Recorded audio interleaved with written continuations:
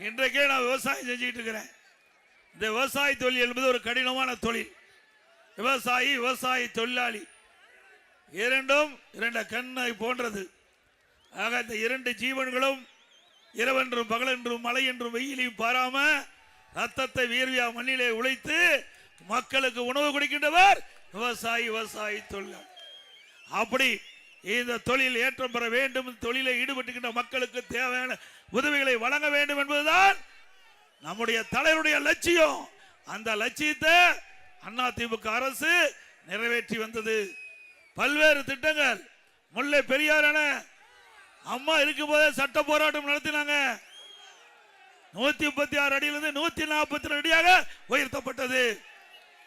அணையை பலப்படுத்தின பிறகு 142 152 அடியாக அந்த நீரினுடைய அளவை உயர்த்தலாம் என்று உச்ச நீதிமன்றம் தீர்ப்பு அளிக்கப்பட்டது. அந்த தீர்ப்பின்படி அனைத்து இந்திய அண்ணா திராவிட முன்னேற்ற கழக அரசு அணையை பலப்படுத்த நாம் நடவடிக்கை எடுத்தோம். அதற்காக டெண்டர் விட்டோம். 8 கோடி ரூபாய் டெண்டர் விட்டு பணியை துவக்கணும். அந்த அணையின் கரை ஓரமாக இருக்கிற மரங்களை வெட்டுகின்ற பொழுது கேரள அரசு நம்முடைய அதிகாரிகள் மீது வழக்கு பதிவு செஞ்சாங்க. அதோட கட்டுமான பொருட்கள் கொண்டு போக வேணும். ஒன்னா அங்க இருக்கிற படகு மூலமாக கொண்டு போக வேண்டும், இல்ல வனத்துறையின் மூலமாக கொண்டு போக வேண்டும். ஆக கட்டுமான பொருட்கள் கொண்டு போவதற்கு கேரள அரசு அனுமதிக்கல. அதனால முழுமையான பணி செய்ய முடியல. இருந்தாலும் நான் தொடர்ந்து கேரள அரசோட பேச்சுவார்த்தை நடத்தினேன்.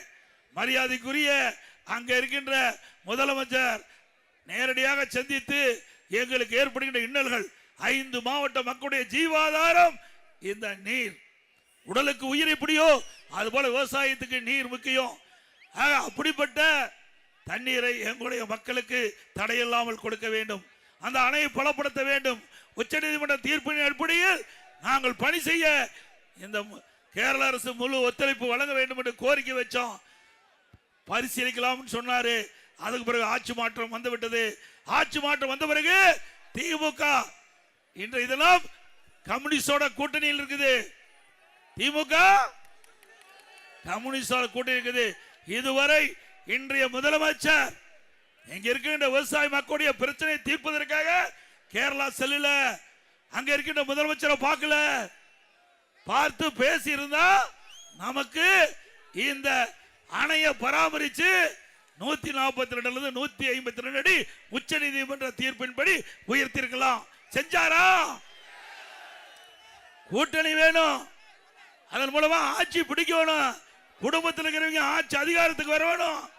இங்க இருக்கின்ற விவசாயிகள் எக்கேடு கெட்டு போனாலும் பரவாயில்ல, அதை பத்தி எல்லாம் கவலைப்படல. கூட்டணி வைத்திருக்கின்றீர்களே, உங்களுடைய கூட்டணி கட்சி சேர்ந்த கம்யூனிஸ்ட் கட்சி தான் கேரளாவில் ஆண்டு கொண்டிருக்கிறது. நீங்கள் நினைத்திருந்தால் இந்த பேச குறுக்கு பேசுறீங்க. ஆக திராவிட முன்னேற்ற கழக தலைவர் இன்றைய முதலமைச்சர் நினைத்திருந்தால் விவசாய பிரச்சனை தீர்க்க வேண்டும் என்று மனதில் எண்ணம் தோன்றி இருந்தா உடனடியாக இன்னைக்கு கேரளா முதலமைச்சரோடு தொடர்பு கொண்டு பேசி இதற்கு தீர்வு கண்டிருக்கலாம். செஞ்சாரா? விவசாயிகளை புறக்கணித்த முதலமைச்சர் மீண்டும் வேணுமா?